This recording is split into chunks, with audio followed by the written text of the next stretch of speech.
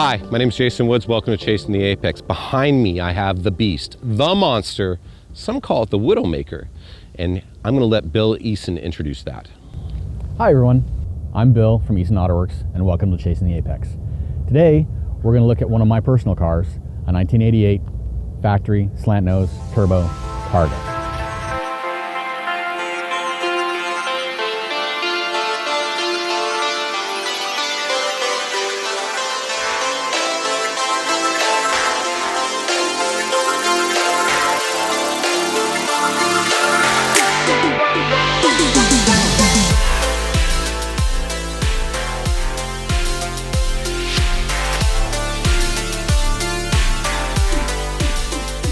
They didn't make very many of these cars. The Slantnose by itself is pretty rare, and then the Targa itself is not a very highly spec option. They only made about 40 to 41 of these, depending on who you ask.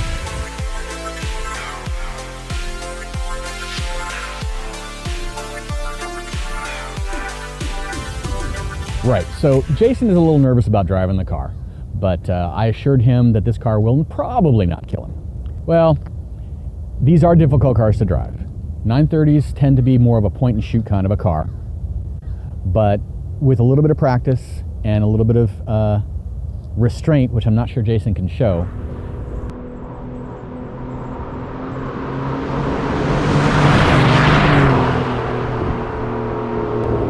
these cars tend to be a little more particular in how one drives them. The best guys can drive them and they left foot brake. I'm not that talented. When you left foot brake, you keep your right foot on the throttle and it keeps the turbo spooled up.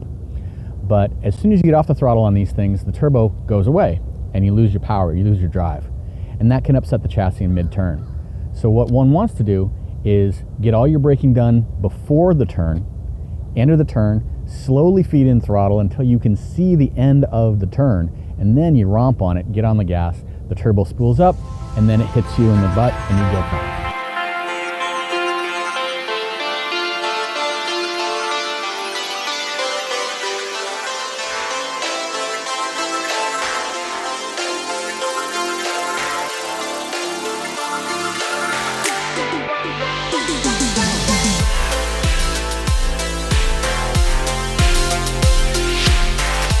If you get on the gas too early, the boost will come on, and if you are a talented driver, you can manage it.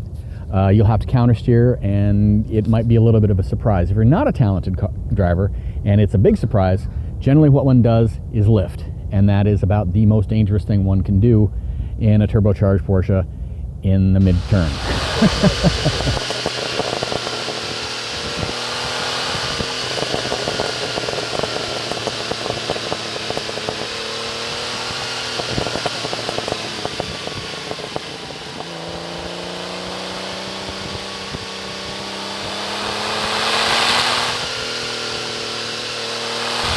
One does have to be ready to catch it if it comes around. It's hard to catch. Once again, it's one of the more talented drivers can do it. I like to think I'm a good driver. I have only experimented with that once or twice, and I survived, but it wasn't fun. Okay. It wasn't fun. Generally, the funny thing is generally I prefer a normally aspirated car, but almost all the cars that find me are turbocharged cars. Okay. Almost all the cars in my collection have turbos on them for some reason. I don't know if that's the uniqueness or the rarity. I get kind of jaded working on all the cars I work on, and the turbocharged cars tend to offer a little bit more of a bang for your buck or a little more excitement, and I end up getting them. Or they need so much work and people can't afford to have a turbocharged car, and because I do all the work myself, I can afford it.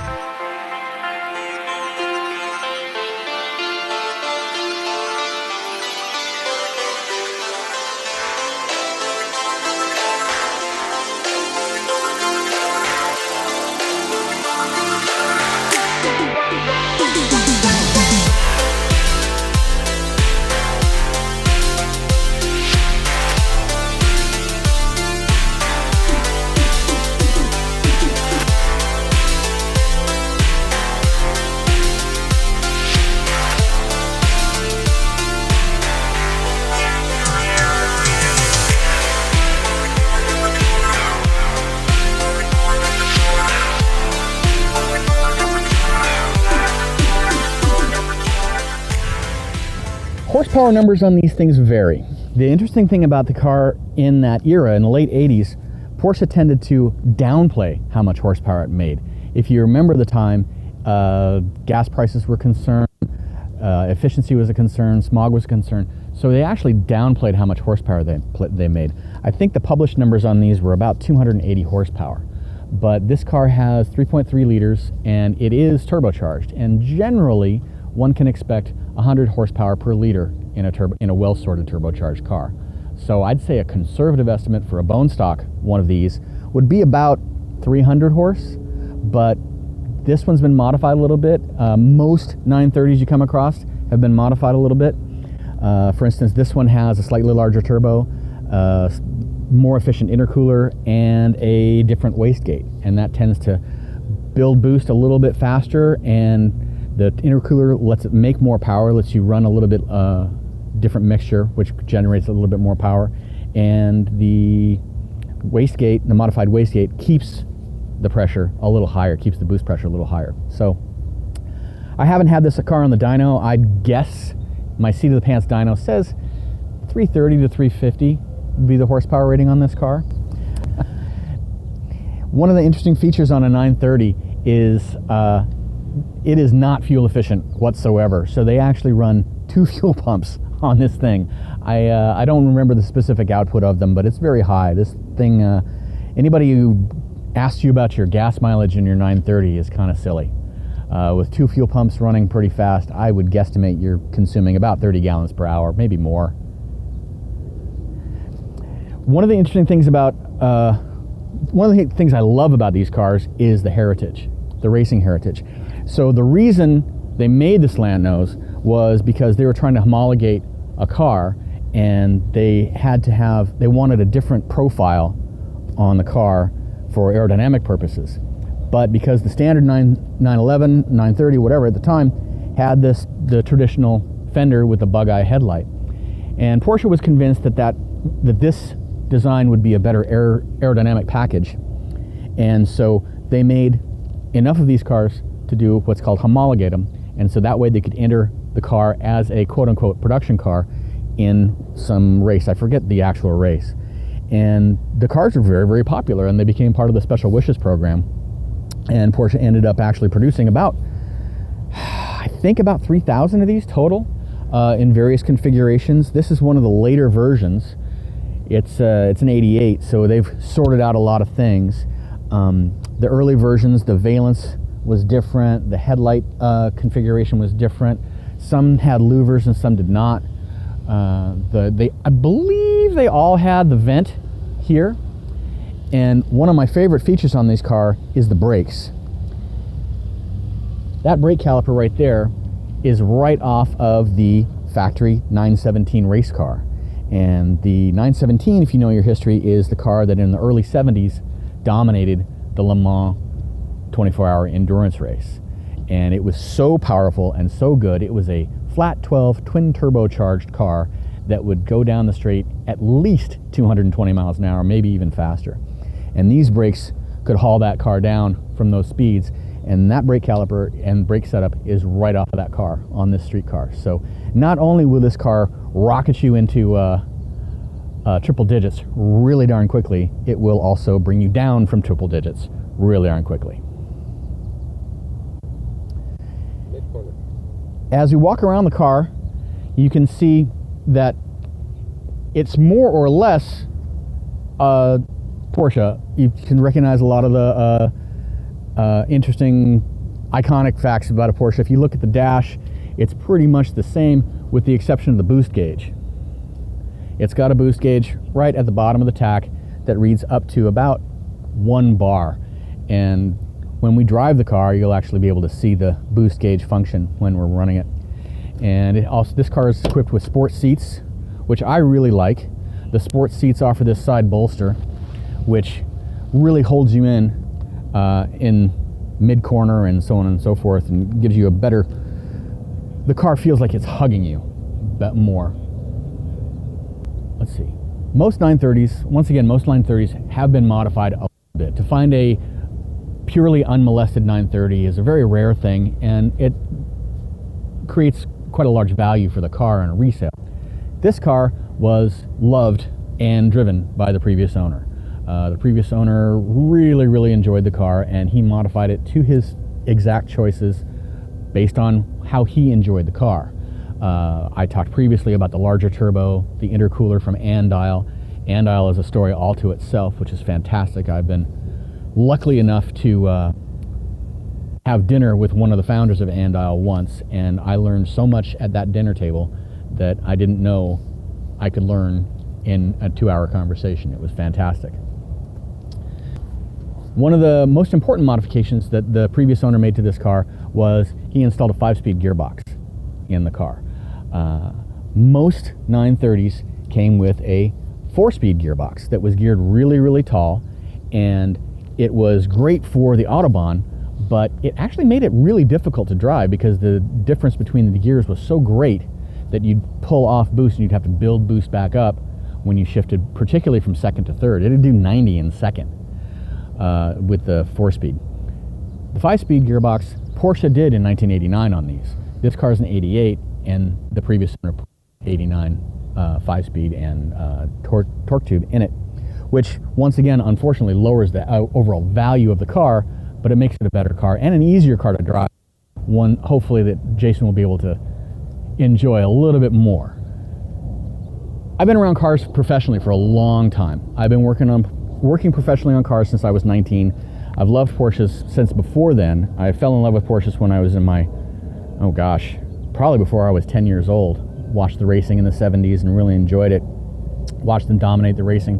But one of the things I loved about Porsche is they adopted the same philosophy that motorcycles do, and that is win on Sunday, sell on Monday. You can trace the racing heritage in just about any Porsche back to some racing class, and I really enjoy that. It tends to make one a little bit of a Porsche snob because, you know, just about every Porsche has race history. Lamborghini has no race history. They specifically chose never to race their cars. But Porsches are race cars on the street. You can get in your Porsche, drive it to the racetrack, do a track day, and drive it home. It's an amazing car. But that being said, Porsche people tend to be a little more welcoming than some other insular car manufacturer fan people. That's just what it is. I mean, I can get in any car and I can learn how to enjoy that particular car. Do I prefer Porsches? Yes, I prefer Porsches. But it's because I've been working on them for so long and I've gained an appreciation for their quality of craftsmanship, of build, and the form that follows function.